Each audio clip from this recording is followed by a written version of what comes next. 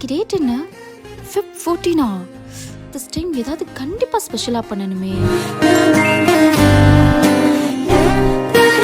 பேசாம ஹார்ட் ஷேப்ல கேக் பண்ணிடலாமா? வேணாம், 2024லயே பண்ணிட்டேன். வேற என்ன பண்றது?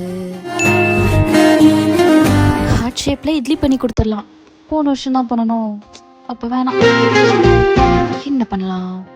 ஐடியா! கியூட்டான ஹார்ட் ஷேப்ல டிஃபன் பாக்ஸ்.